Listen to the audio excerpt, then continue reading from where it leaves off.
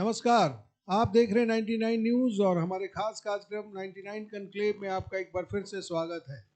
आज हम जिस मेहमान को लेकर अपने साथ आए हैं, जो हमारे साथ फ्रेम में आप देख पा रहे होंगे, उनका नाम है केदारनाथ मित्तल। केदार जी हिंदुस्तान में लेबल्स के सीएमडी हैं, आकाश कोक इंडस्ट्रीज प्राइवेट लिमिटेड के डायरेक्टर हैं, Jharkhand industry and trade association zeta के पहले एक्स प्रेसिडेंट रहे हैं और अभी कन्वीनर हैं। इसके अलावा जो इनकी पहचान है, जो इनका कर्म क्षेत्र रहा है, वो गौ सेवा के क्षेत्र में काफ़ी काम करते हैं और लगातार कोशिश करते हैं कि गौ माता के स्थितियों में सुधार हो। केदार जी इंडस्ट्री एंड कॉमर्स एसोसिएशन के सदस्य भी हैं और फ्रेंड्स ऑफ ट्राइबल सोसाइटी एकल विद्यालय के धनबाद चैप्टर के अध्यक्ष हैं। केदार जी 99 न्यूज़ में आपका स्वागत है। पहला सवाल आपसे, चूंकि धनबाद के विकास के मुद्दे पर ये डिबेट का आयोजन है और आप यहाँ के शहर के प्रमुख उद्योगपति हैं और आप लगातार रोजगार का सृजन करते हैं और लोगों को रोजगार मुहैया कराते हैं, तो हम आपसे ये जानना चाहते हैं कि धनबाद में रोजगार की जो स्थिति है, पहले तो आप उस पर एक बार प्रकाश डालें, फिर इसके बाद आपसे और आगे बातें होंगी। सर्वप्रथम मैं न्यूज़ 99 को बहुत बहुत हृदय से साधुवाद देना चाहूँगा।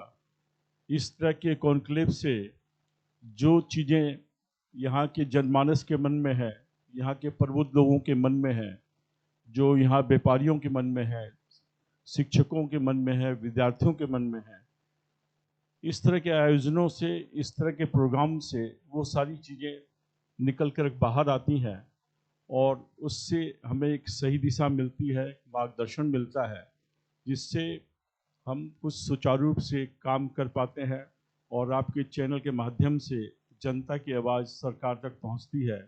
उसमें केंद्र सरकार, राज्य सरकार जो भी सहयोग कर सकती है वो करती है, अनेक सामाजिक संस्थाएं भी उसमें अपना सहयोग देती हैं।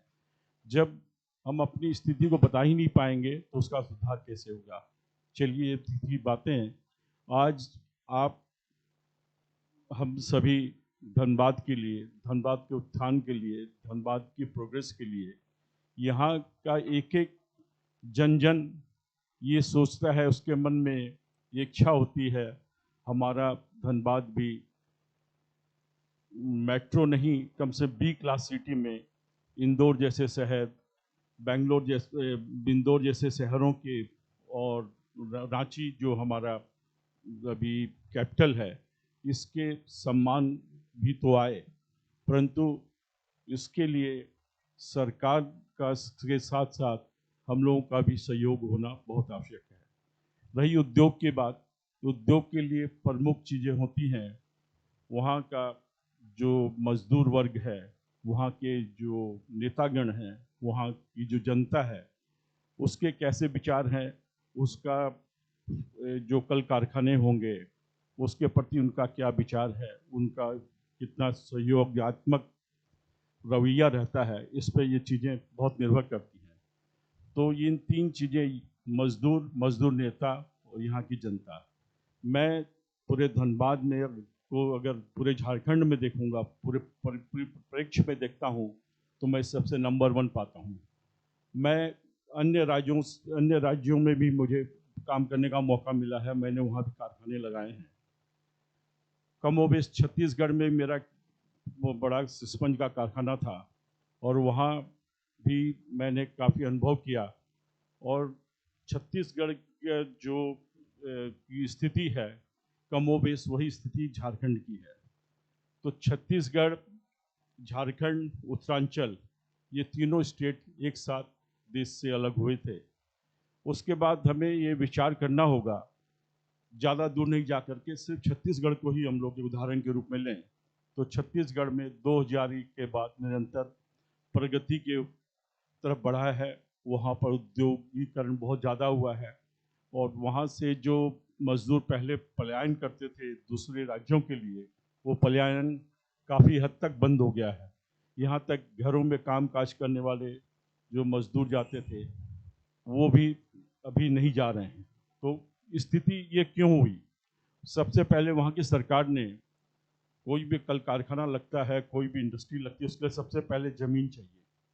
तो यहाँ पे ज़मीन की बहुतायत है, लेकिन बहुत से हमारी एक्ट ऐसे हैं, जैसे सीएनटी एक्ट है।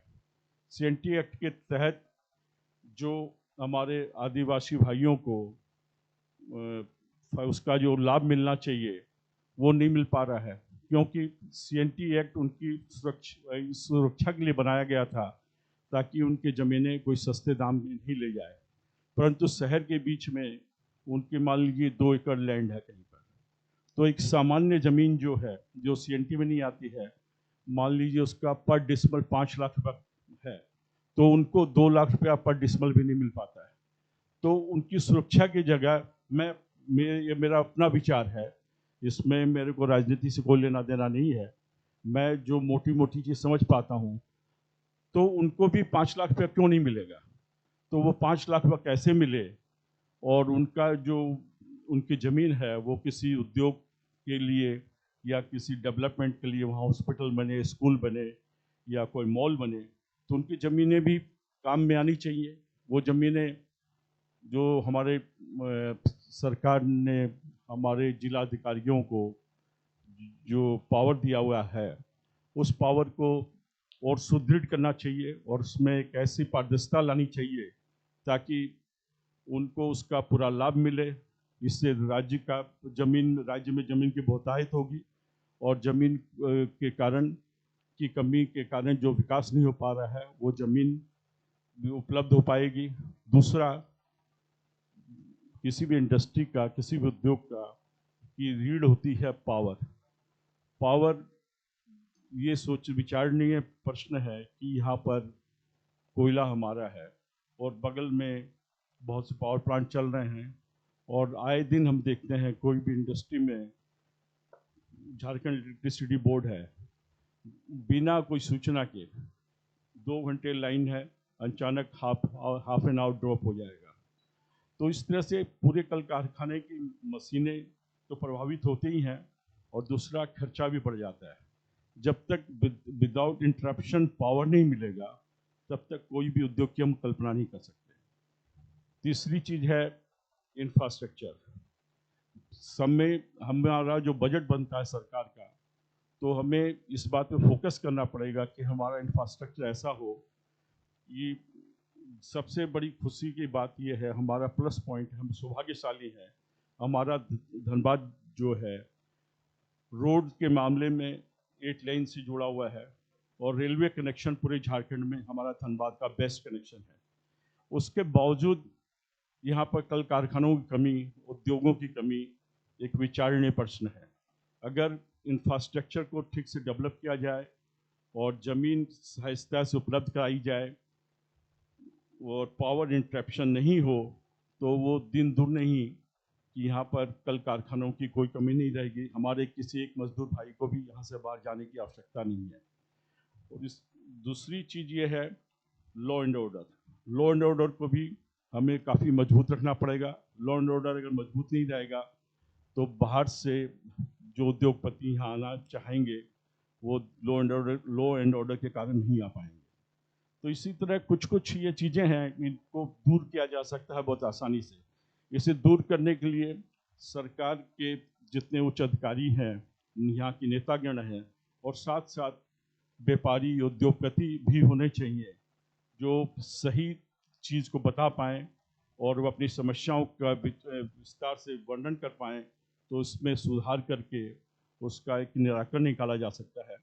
और दूसरा, मैं हार्डकोक इंडस्ट्री से आता हूँ, और एक हमारा हिंदुस्तान में लेबल्स फैक्ट्री है जो टाटा को, रेलवे को, डिफेंस को पार्ट्स बना कर देती है।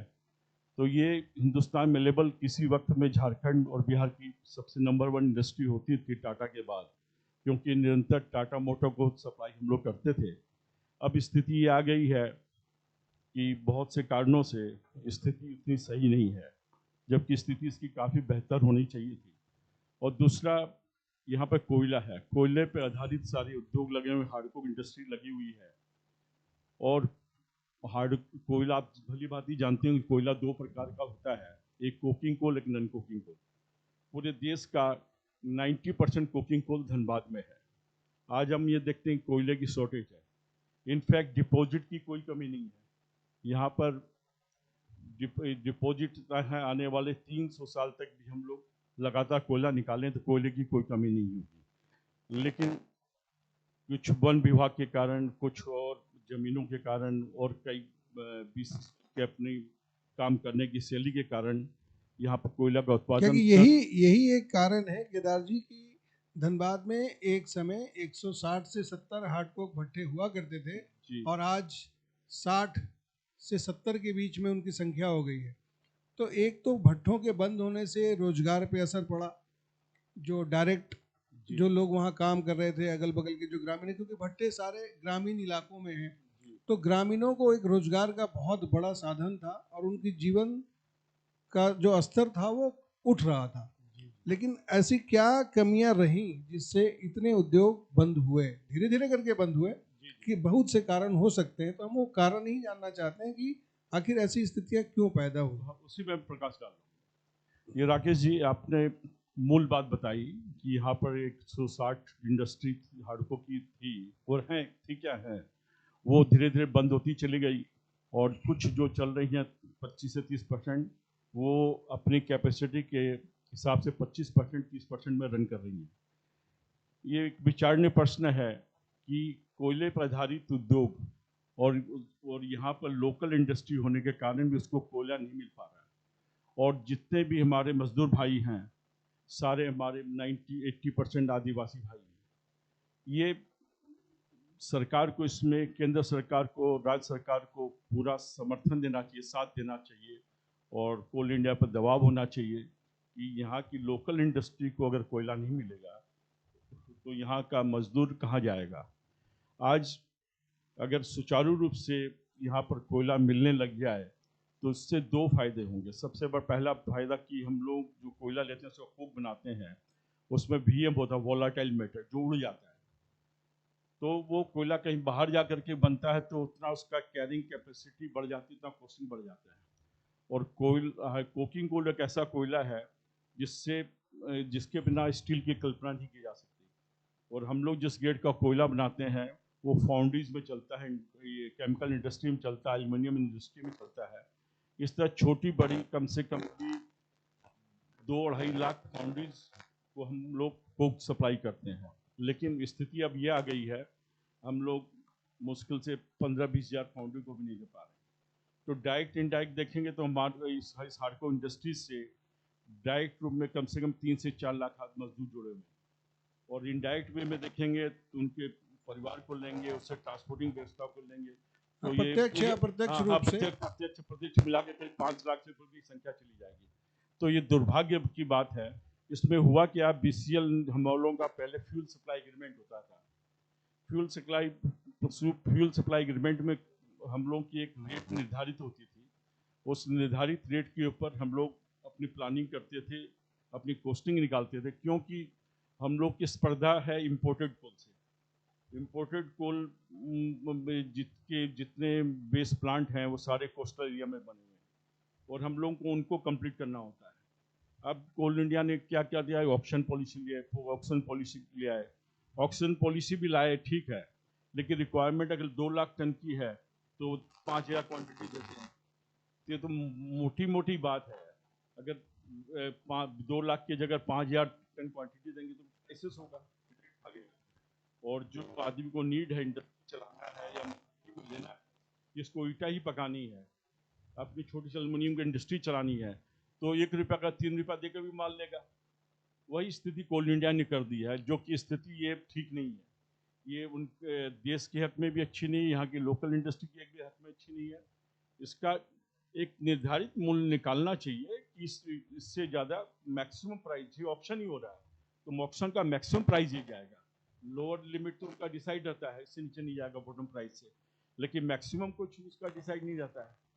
तो जितना वो क्वांटिटी कम देंगे, वो जानबूझ को उनको एक पॉलिसी ये मिल गया है आइडिया कि 2 लाख टन का रिक्वायरमेंट है, वहाँ 5,000 टन ही दीजिए। तो ये तो कोई क्वांटिटी नहीं हुई है। तो इस तो क्राइसिस पैदा किया जा रहा है। पैदा किया, इंटेंशनल क्रिएट किया गया है। तो इसको तो यहाँ की राज्य सरकार को चाहिए कि भाई जब हमारे यहाँ के क्षेत्र के मजदूरों को ही काम नहीं मिलेगा और ये कोकिंग कोयला ऐसा आप अपनी कोस्टिंग से नीचे तो बेच नहीं रहे हैं, अपनी कोस्टिंग या अपन आप फ्लोर प्राइस निकाल रहे हैं, तो उसमें एक रिजनेबल मार्जिन लेकर के लोकल इंडस्ट्री को माल मिलना चाहिए। तो इससे यहाँ का ही भला होगा, देश का ही भला होगा, और डायरेक्ट इनडायरेक्ट। और एमएसएमई एक ऐसा सेक्टर है जो पूरी कंट्री का 60% रेवेन्यू जनरेट करता है, रीड है वो, एम्प्लॉयमेंट जनरेट करता है। और आज स्थिति ये है कि एमएसएमई पे ध्यान ही नहीं है। एमएसएमई पे ध्यान अगर नहीं रहेगा तो देश के लिए स्थिति अच्छी नहीं रहेगी। देखिए केदार जी का एक परिचय और है कि आपको याद होगा कि जब गाड़ियां चलती थी, मैक्सिमम ट्रांसपोर्टेशन रोड से है, और केदार जी का विजन नितिन गडकरी जो मंत्री थे उनको इतना पसंद आया था कि उसकी क्षमता बढ़ाई जाए, लोडिंग मैंने ट्रकों पे जो लोडिंग थी, क्योंकि उसके चलते 40,000 करोड़ रिश्वत या तो पुलिस लेती थी, नहीं तो वो गुंडों के पेट में जाता था। तो इनके प्रपोजल पे नितिन गडकरी ने पूरे देश में ये लागू कराया कि उसकी कैपेसिटी बढ़ा दी गई है लोडिंग, जिसके कारण क्या है कि ये सारा पैसा 40,000 करोड़ बच रहा है। तो अल्टीमेटली हम लोग जो उसका बोझ हमारे ऊपर ही आ रहा था, क्योंकि व्यापारी जो होता है वो कभी घाटे में नहीं होता। अगर वो 100 रुपए की चीज खरीदेगा तो वो आपके ऊपर ही डालेगा। तो उसने इसको बहुत अच्छे तरीके से इनके प्रपोजल पे काम हुआ, और ये काम हुआ। इसके लिए 99 न्यूज और धनबाद के लोग आपको एक बार फिर से बधाई देते हैं। बहुत कि बहुत आपने आभार आप सबका, बहुत बहुत ऐसा धन्यवाद जी जी, बहुत बहुत आभार जी जी। एक और आप जो काम कर रहे हैं, जो सामाजिक क्षेत्र में भी आपकी भूमिका बहुत तेजी से आगे आती है, हर जगह जहां जरूरत होता है खुद भी वहां खड़े रहते हैं। एकल विद्यालय के बैनर तले क्या क्या काम हो रहे हैं और कैसे देश को अंदर से मजबूत करने की दिशा में आपकी संस्था जो है प्रयासरत है, जरा एक बार हमारे दर्शकों को ये भी बताएं। जी, आप लोग भली भांति यहाँ से परिचित हैं, झारखंड से, छत्तीसगढ़ से और पूरे नॉर्थ ईस्ट से। इस देश की अगर पूरे विस्तार से हम लोग देखें तो यहाँ का ट्राइबल, यहाँ के आदिवासी भाई, ये हमारा बेस है। जब हमारा आदिवासी क्षेत्र, हमारा सुदूर इलाका जब तक समृद्ध नहीं होगा, सुदृढ़ नहीं होगा, शिक्षित नहीं होगा, तो हम एक अच्छे भारतवर्ष की, और ये बोलें कि हम पूर्णतः डेवलप्ड भारत की कल्पना नहीं कर सकते। तो इन्हीं सभी विचारों के तहत स्वामी विवेकानंद ने कहा था कि अगर बच्चे स्कूल नहीं जा सकते हैं तो स्कूल को बच्चों तक जाना चाहिए। इसी कल्पना से भावराव जी देवरस और हमारे आरएसएस के और बहुत से ऐसे वीर पुरुष हुए जिनकी सोच के कारण, और यहाँ हमारे गार्जियन श्री मदन बाबू जी अग्रवाल और एकल अभियान के पूर्णकालिक प्रचारक श्री श्याम जी गुप्त की कल्पना ने एक ऐसी रूपरेखा तैयार की। उनकी एक ऐसी कल्पना थी कि जिन सुदूर इलाकों में आदमी पैदल नहीं पहुंच पाता था, वहाँ भी एक स्कूल की स्थापना की जाए। स्कूल की स्थापना कैसे? किसी के आंगन में, पेड़ के नीचे। तो उतने शिक्षक कहाँ से आएंगे? तो उन्हीं गाँव में से एक को लेकर के उसको हमारा जो ट्रेनिंग सेंटर दिल्ली में, यूपी में कई जगह है, वहाँ से उसको ट्रेंड करा करके प्राथमिक शिक्षा दिलाई जाती थी। वही प्राथमिक शिक्षा वह यहाँ के गांव के बच्चों को देता था। तो एकल अभियान में पंचमुखी शिक्षा से स्टार्ट हुआ। ये प्राथमिक शिक्षा, स्वावलंबन की शिक्षा और कृषि की शिक्षा और जैविक खाद पे आधारित खाद की शिक्षा, स्वास्थ्य शिक्षा। हमारे माननीय अशोक सिंघल जी ने कहा था कि एकल विद्यालय की जो कल्पना है, ये ऐसा अस्त्र है, इस अस्त्र को अगर सही तरीके से हम लोग लागू करें और इस पर पूरा ध्यान दें तो ये ब्रह्मास्त्र का रूप लेगा। और उनकी इसी कल्पना के कारण आज आप सभी को जान करके खुशी होगी, कश्मीर से लेकर कन्याकुमारी, पूरे नॉर्थ ईस्ट, पूरे महाराष्ट्र में आज ये 1.25 लाख से ऊपर एकल विद्यालय चल रहे हैं। और कश्मीर में ये पोजीशन है, वहाँ के जो स्कूल चल रहे हैं और जो बच्चे तिरंगा तक नहीं जानते थे, आज वो तिरंगे के नाम पे निछावर होने के लिए तैयार है। ये एकल अभियान की देन है। ये एकल अभियान एक ऐसा अभियान है जो एक एक बच्चे को और सबसे बड़ा काम है उसको इतना सुदृढ़ बना रहा है, सबसे सुसंस्कृत बना रहा है। ये जब तक हम सुसंस्कृत नहीं होंगे, संस्कारी नहीं होंगे, हम डिग्रियां चाहे कितनी ले लें, उस डिग्रियों का कोई महत्व नहीं है। तो इस सबसे पहला काम है ये फंडामेंटल बच्चों को तैयार करना। और वैसे से बच्चे हैं जो खेल प्रतियोगिता में पूरे राष्ट्रीय स्तर पर हिस्सा ले रहे हैं।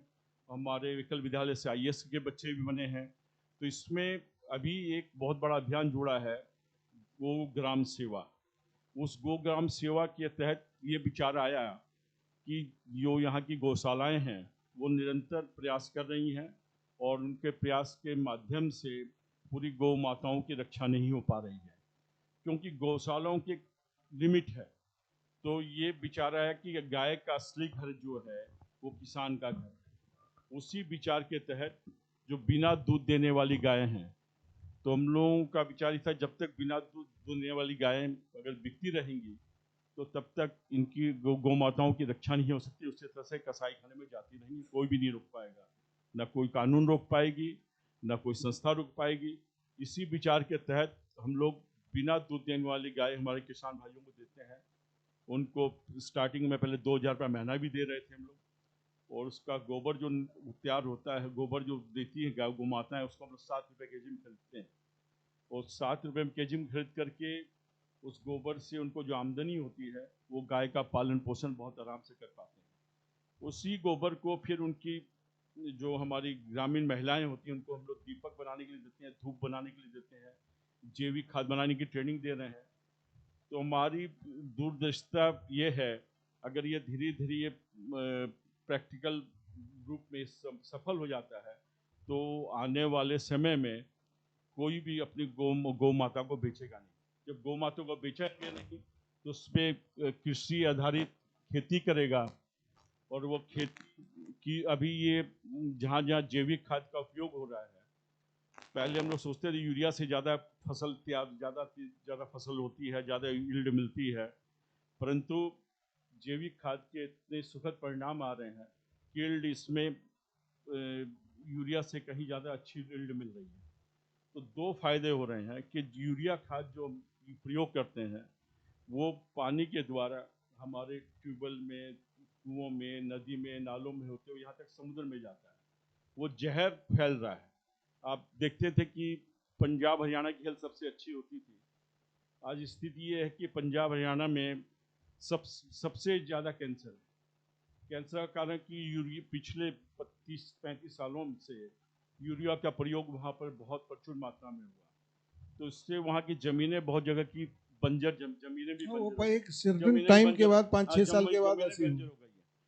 हम सिर्फ गौ माता को धार्मिक दृष्टिकोण से नहीं देख रहे, हम ये देख रहे हैं कि हमारी आर्थिक स्थिति कैसे मजबूत हो, हमारे किसान भाई कैसे खुशहाल हों, हमारी खेती ऐसी हो जो रसायन रहित हो, जिससे हमारे देश का जो हेल्थ है वो अच्छी रहे, और बीमारियों पे जो हम खर्चा कर रहे हैं वो बीमारियों का बजट घट के काफ़ी कम हो।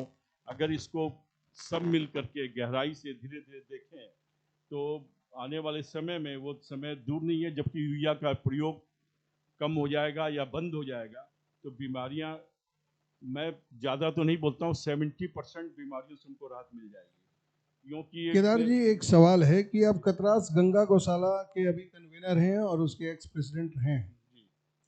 गौशालाओं की स्थिति बहुत अच्छी नहीं है, बने बहुत से जानवर वहाँ ज़्यादा हैं, चूँकि गौ माता वहाँ बहुत ज़्यादा हैं, तो उनका रखरखाव नहीं हो पाता। सरकार को इस दिशा में कैसे प्रयास करना चाहिए ताकि चीज़ें सुधरे? देखिए, इसमें गौशालाएं जो हैं, जो वहाँ की कमेटियाँ जो बनी हुई है गौशाला गौ संचालित करने के लिए, उनका निरंतर प्रयास रहता है कि गौशालाओं में कैसे सुधार हो, लेकिन सारी स्थिति आती है आर्थिक पे। आर्थिक दृष्टिकोण से कई गौशालाएं जो हैं उतनी संबल नहीं है, तो उसमें गौओं का संवर्धन करने के लिए गौशालाओं को आप अपने पैरों पे खड़े हों उस तरह से तैयारी करनी चाहिए। वो तैयारी कर भी रहे हैं। बहुत सी जगह केचुआ खाद बन रही है बहुत सी गौशालाओं में। तो केचुआ खाद को सरकार को ये चाहिए कि जो फॉरेस्ट डिपार्टमेंट है दूसरी खाद नहीं लेकर गौशालाओं से केचुआ खाद खरीदे, उनका सही रेट दे, और डायरेक्ट भी अगर मदद नहीं करता, कम से कम केचुआ खाद का सही अगर रेट मिलती है गौशालाओं को, तो ये बहुत हद तक बहुत अच्छी मदद होगी और गौशालाएं इससे संबल हो पाएंगी और हमारी गौ माताओं की काफ़ी हद तक रक्षा होगी। और दूसरी बात, कोई भी सरकारी अधिकारी को दबाव जब नहीं बनाना चाहिए। अगर गौशाला में कैपेसिटी नहीं है तो उन पर दबाव बना करके 500 गाय की कैपेसिटी तो वहाँ पर 1000 गाय जबरदस्ती दे दी जाती है। तो सरकार को व्यवस्था करनी चाहिए, क्योंकि यहाँ पर शहरों के अंदर, गाँव के अंदर बहुत गोचर भूमि है। गोचर भूमि को खाली करा करके हमारे जो गोपालक हैं उनको बसाना चाहिए, जो शहर की गंदगियों में बीच बीच में पड़े, जहाँ पर एक गाय के बांधने की जगह नहीं है, वहाँ एक भैंस नहीं बांध सकते, वहाँ पर 10-10 भैंसें बांध रहे हैं, वो खुद भी रह रहे हैं। तो ये जब नोएडा में इतनी बड़ी बिल्डिंग गिर सकती है, तो गोचर भूमि जो हमारी दबी हुई है, वो गोचर भूमि क्यों नहीं खाली हो सकती है? गोचर भूमि अगर खाली हो जाती है तो शहरों के बीच में ही बहुत जगह हो जाएगी और उसमें शेड बना के प्रॉपर तरीकों से गायों का रखरखाव हो, भैंसों का रखरखाव हो, तो दूध भी जो मिलेगा सही क्वालिटी का दूध मिलेगा, जो जिसमें जैसे गंदगी के अंदर में गायों के थन में, भैंसों के थन में जो गोबर लग जाता है और वही दूध दू करके हम लोग को मिलता है, तो उससे बीमारियां ज़्यादा फैलती हैं। तो इस तरह से ये छोटी छोटी चीज़ें हैं, अगर मिल करके गौशाला के जो प्रबंधक हैं, गौशाला के जो संचालक हैं और सरकार है, सरकार के अधिकारी हैं, आपसी विचार करके, उसमें ये नहीं आना चाहिए कि हम अधिकारी हैं, ये नहीं आना चाहिए कि हम बहुत बड़े नेता हैं, तभी इन चीज़ों का निदान हो सकता है। अगर वो सही तरीके से मन बना करके अगर चाहेंगे तो बहुत सी ऐसी समस्याएं हैं जिसका निदान बहुत सरलता से हो सकता है। हमारे कुछ दर्शक भी हैं जो केदार जी से अगर सवाल करना चाहें तो आप कर सकते हैं। केदार मित्तल जी से सवाल है, अभी हाल के दिनों में धनबाद में अपराध काफी बढ़े, कई व्यापारियों को धमकाया गया। क्या बढ़े प्लीज? क्या बढ़े प्लीज? क्या बोले? अपराध बढ़े हैं। अच्छा सॉरी, अपराध बढ़े। लगातार व्यापारियों को धमकी मिल रही थी, उन्हें रंगदारी मांगा जा रहा था, तो इससे कितना प्रभाव पड़ा खासतौर से व्यापार में? नहीं, बहुत अच्छा क्वेश्चन आपका। इस पे असर ये पड़ता है, 2001 के आसपास भी कुछ इस तरह की किडनैपिंग वगैरह स्टार्ट हुई थी। मैं इस धरती में पैदा हुआ हूँ, मेरा झुकाव इस धरती की तरफ पहले रहता है कि मैं कुछ भी कर पाऊँ तो अपने धनबाद के लिए कर पाऊँ। उस मानसिकता को रखते मैं छत्तीसगढ़ गया था। छत्तीसगढ़ इसलिए गया था कि यहाँ की स्थिति अगर खराब हो जाए तो कम से कम एक व्यापार मेरे पास ऐसा रहना चाहिए कि यहाँ से पलायन भी करना पड़े तो मैं वहाँ पर अपना काम स्थापित कर पाऊँ ढंग से। तो ये सबसे बड़ी पहली चीज़ है। व्यापारी जो है या कोई भी उद्योगपति है, सुरक्षा तो सबसे पहले चाहिए। लॉ एंड ऑर्डर नहीं रहेगा अगर कोई बाहर का व्यापारी यहाँ का व्यापारी भी है, माइग्रेट करने के लिए क्यों सोचता है? माइग्रेट करने के लिए तभी वो सोचता है जिन्हें देखता है कि यहाँ की स्थिति ठीक नहीं है, यहाँ की स्थिति में व्यापार नहीं चला पाएंगे,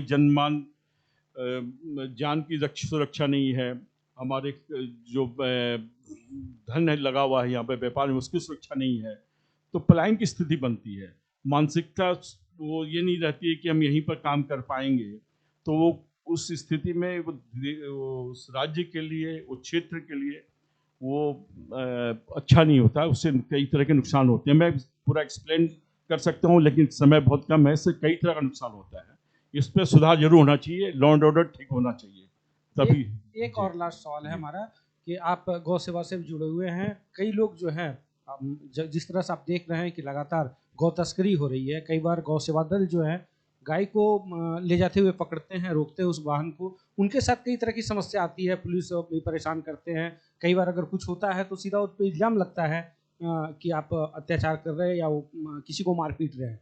इन गायों को अगर पकड़कर किसी गौशाले में दिया भी जाता है तो उनका वहाँ पे रख रखाव नहीं होता। तो आप एक बिजनेसमैन होने के नाते आप बहुत अच्छा है कि आप गौ सेवा से जुड़े हुए हैं, तो इस चीज़ को लेकर खासतौर से जो गाय को गौशाला में दिया जाता है तो उसका रख रखाव पे क्या होना चाहिए?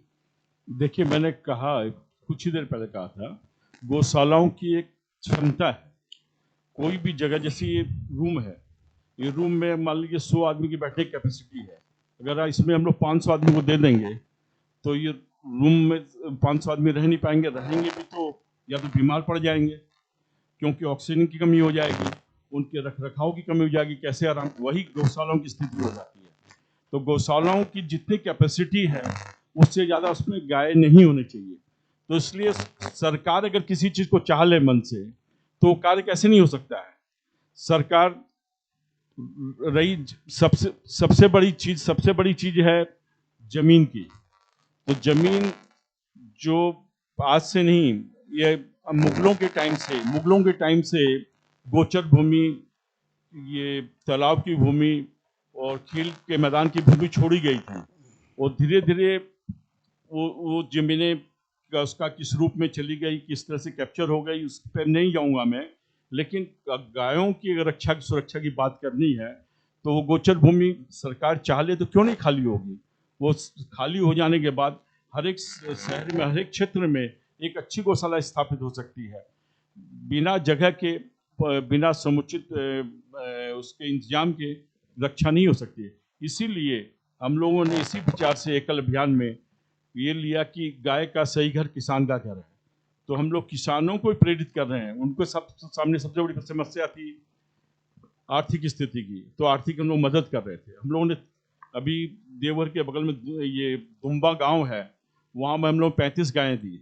आपको जान के आश्चर्य होगा, 35 गाय बिना दूध देने वाली थी।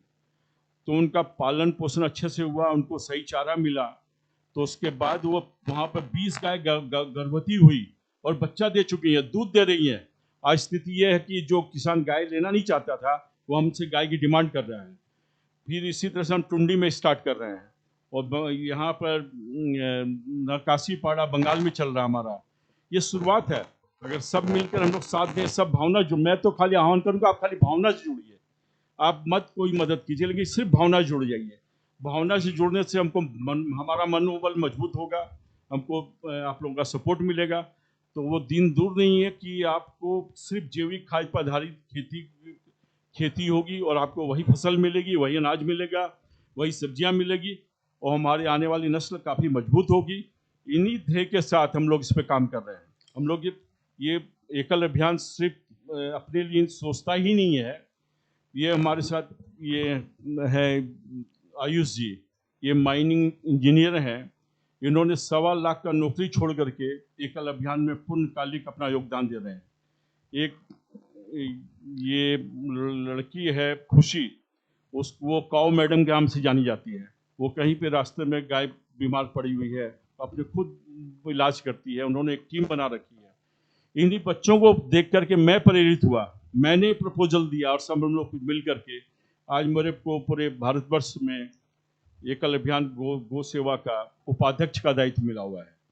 तो इसीलिए मेरा ये सवाल है भैया जी, कि धनबाद जो है, ये बरवड्डा से लेकर राजगंज वाला जो रूट है, ये सिल्क रूट है गौ तस्करी के लिए। तो इस रूट पे इसको रोकने के लिए एकल अभियान के द्वारा क्या स्टेप्स लिया जा रहा है? देखिए, एकल अभियान डंडा लेकर तो खड़ा नहीं हो सकता है। इसमें सरकार को चाहिए, कानून बना हुआ है। तो जो वहाँ के ऑफिसर इंचार्ज हैं, लोकल थाने हैं, जो यहाँ के एसपी हैं, उनको ये चाहिए कि सुनिश्चित करना चाहिए नहीं होनी चाहिए। तो उसके लिए रूपरेखा तो उनको तैयार करने को हम लोग इन्फॉर्मेशन, हमारे जो और बाकी जो भाई लोग लगे हुए हैं इसमें, वो इन्फॉर्मेशन दे सकते हैं। वो जा कर के झगड़ा नहीं कर सकते। वहाँ पर झगड़ा करने फिर ये आ जाता है कि आप कानून को हाथ में ले रहे हैं, आप गलत काम कर रहे हैं। तो इसमें सबसे बड़ी मदद तो सरकार की होगी। सरकार बिना कानून के सपोर्ट के, बिना पुलिस की मदद के तो ये सब करना संभव नहीं है।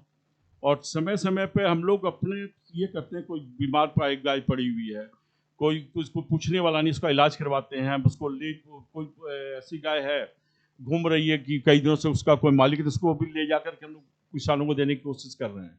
और गौशालाओं पे जो एक्स्ट्रा गाय बर्डन है, वहाँ से गौशालाओं से गाय ले रहे हैं हम लोग देवघर गौशाला से गाय लेकर के किसानों को दी है। तो इसी तरह धीरे धीरे आएगा, इसमें समय लगेगा। इसमें सरकार को पूरा सपोर्ट करना पड़ेगा। अगर कोई प्राइवेट आदमी इसमें लगता है, कोई संस्था भी लगती है, तो इसको भी आ जाता है कि आप कानून का हाथ में ले रहे हैं, मारपीट कर रहे हैं, आप चलिए, आप चलिए, आप उस पर कानूनी कार्रवाई होगी कि नहीं होगी, हमारे पर पहले होगी। और कोई दर्शक अगर सवाल करना चाहें?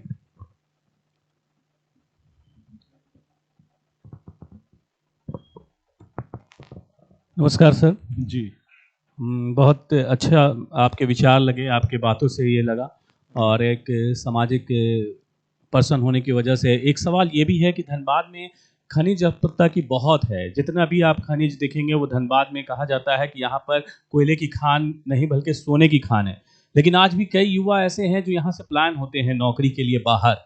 यहाँ जो लोकल हैं उन्हें नौकरी नहीं मिल पाता है। अगर एकल संस्था जो आपकी है अगर इस पर काम करे कि यहाँ के जो युवा हैं, जो यहाँ से पढ़ाई कर रहे हैं, जो यहाँ के लोग हैं, उन्हें नौकरी ज़रूर मिलनी चाहिए ताकि वो बाहर ना जा सके।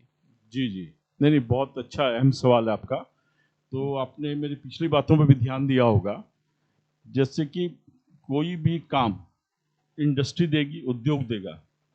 उद्योग कैसे चलेगा? उद्योग का बैकबोन होता है उसका रॉ मटेरियल, खनिज। वो खनिज यहाँ पर सबसे ज़्यादा कोयला पर आधारित इंडस्ट्री से लगी कि यहाँ पर कोकिंग कोयले की प्रचुरता है। कोकिंग कोयले की प्रचुरता के कारण ही आसपास यहाँ पे स्टील प्लांट है, टाटा का स्टील प्लांट लगा, बोकारो लगा, इंडियन स्टील लगा, बर्नपुर में, दुर्गापुर का लगा। तो हमें इस बात पे गर्व होना चाहिए, जिस धरती की माँ की गोद में हम बैठे हुए हैं, ये इसलिए बोला जाता है ब्लैक डायमंड, ये काला हीरा उगलने वाली धरती है। लेकिन इसके बाद दुर्भाग्य हमारा ये है कि हमें, हमारे बच्चों को काम नहीं मिलता है। ये जिस तरह ये दर्द आपको हो रहा है उससे कहीं ज़्यादा दर्द मेरे को होता है। दर्द इस कारण से होता है क्योंकि इसमें बीसीएल का सबसे बड़ा अहम रोल है। बीसीएल को चाहिए, मैंने अभी राकेश जी, बहुत अहम सवाल राकेश जी ने क्या आता है, उनका इनको काफ़ी इसमें एक्सपीरियंस है। जब दैनिक भास्कर में एडिटर थे तब भी मेरा से कई बार इन्होंने मेरा इंटरव्यू वगैरह लिया था। तो बार बार बात यही आती है कि सर ये बीसीएल का एक रेट निर्धारित है, तो निर्धारित रेट पे अब ऑक्शन करने लगी। वो ऑक्शन में क्या रिक्वायरमेंट है 2 लाख टन की, और क्वांटिटी का ऑफर होता है 5,000 टन। तो ये सोचने की बात आम आदमी सोच सकता है। तो वो रेट कैसे, रेट उसका जो कोयले का रेट मान लीजिए 2,000 पर टन, वो चला जाता है 6,000 8,000 पे, बढ़ करके 15,000 पर टन तक चला जाता है। और हार्डकोक विदेशों से आ रहा है, कोकिंग कोयला विदेशों से भी आ रहा है। तो किस तरह से यहाँ के व्यापारी सक पाए, किस तरह से यहाँ की इंडस्ट्री सक पाएगी? यहाँ पर जितने भी उद्योग हैं हार्डकोक के, मैक्सिमम हमारे आदिवासी भाई हैं। 5 लाख आदमी वहाँ पर डायरेक्ट काम कर रहा है। इनडायरेक्ट रूप में भी देखेंगे तो वो संख्या डबल हो जाएगी।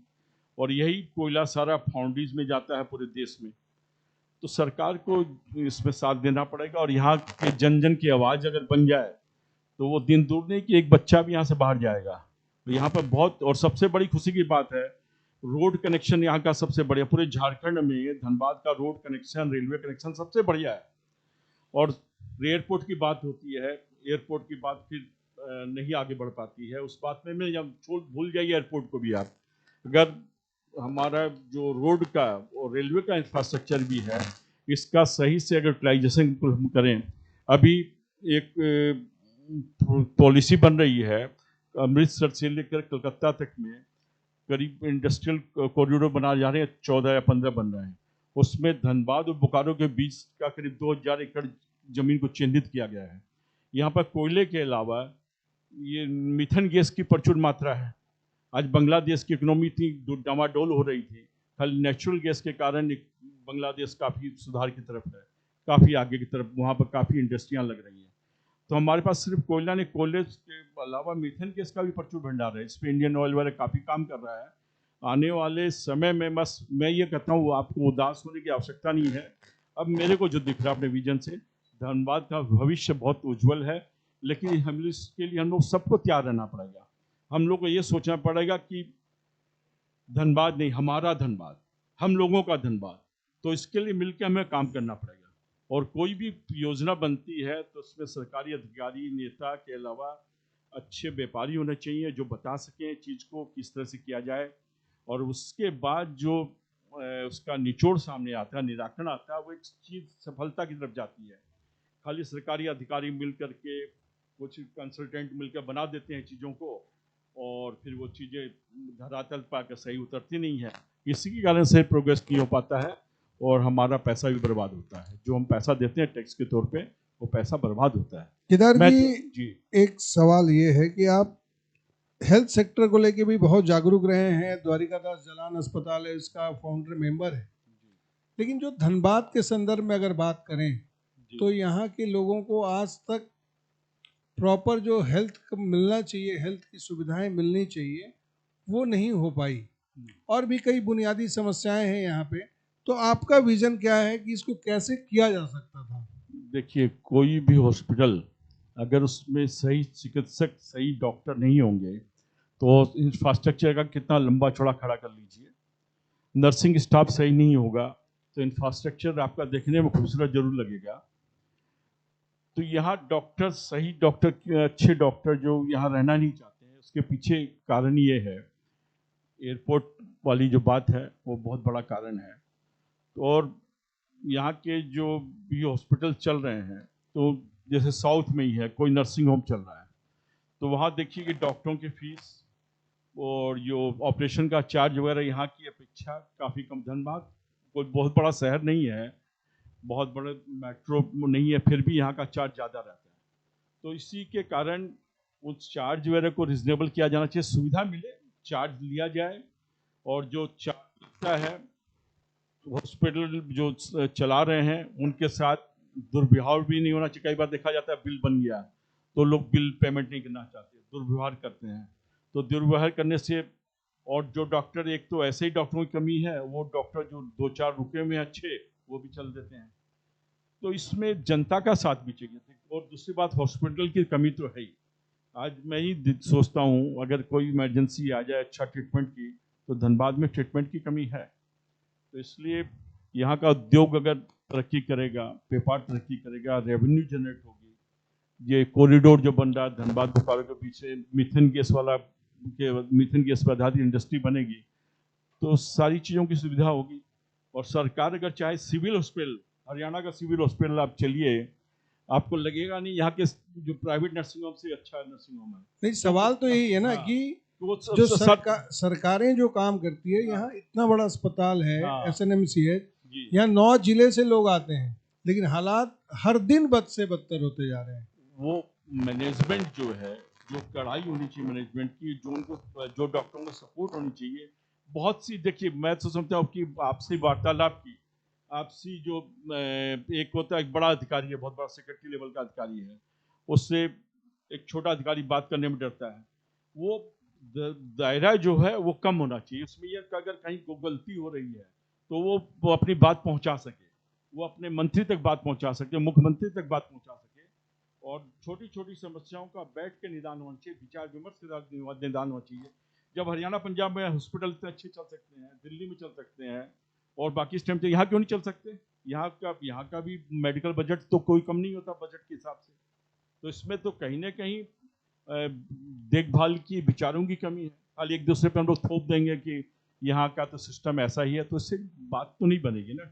बात तो तभी बनेगी जब जो समस्याएं हैं, छोटी हो चाहे बड़ी हो, उसका विस्तार से उस पर विचार किया जाए, जो जो कमी है उसको दूर करने का प्रयास किया जाए, तो सारी चीज़ों का निदान हो सकता है। बड़ी से बड़ी समस्याओं का निदान हो सकता है, तो बहुत छोटी समस्याएं हैं। देख केदार जी, यहाँ पे एक और बात सामने आ रही है कि जैसे अभी आने वाले समय में मेयर का चुनाव होने वाला है।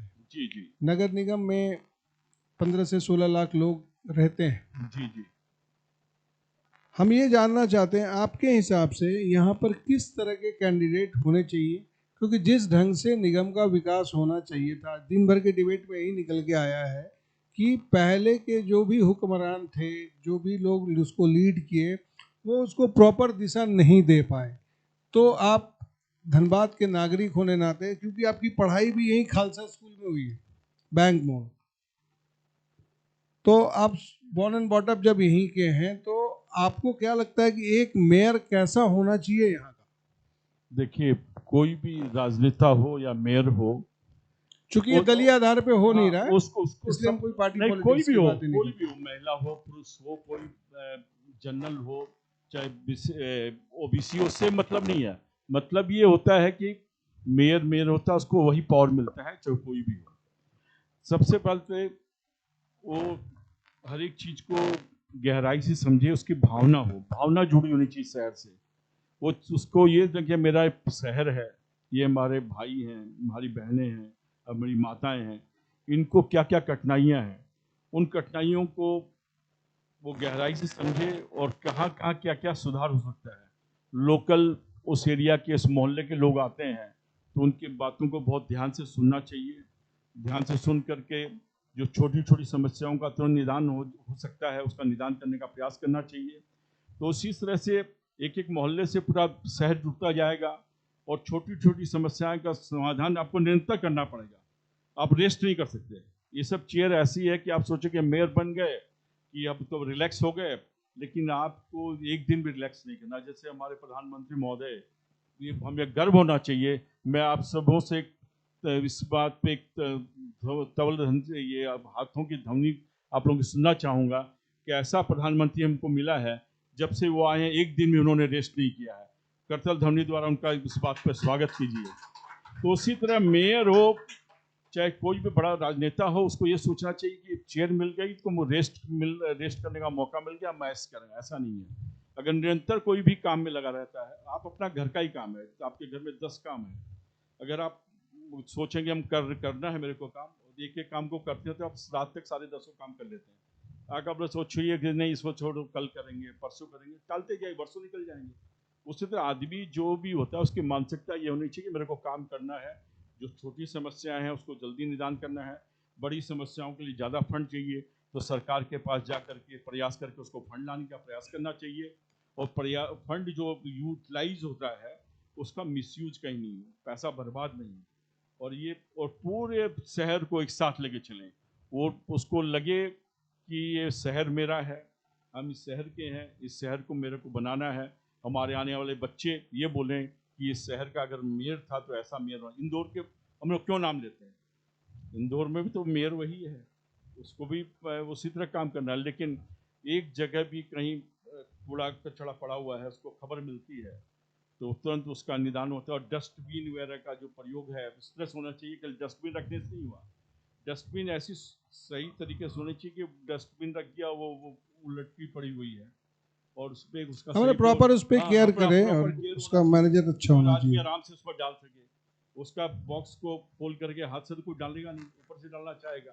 तो वो सब चीज़ों पे, छोटी चीज़ों पर ध्यान दिया जाता है वहाँ पे, और ध्यान यहाँ भी दिया जाता है। हर एक छोटी चीज़ पर ध्यान, छोटी चीज़ नहीं होती कुछ भी।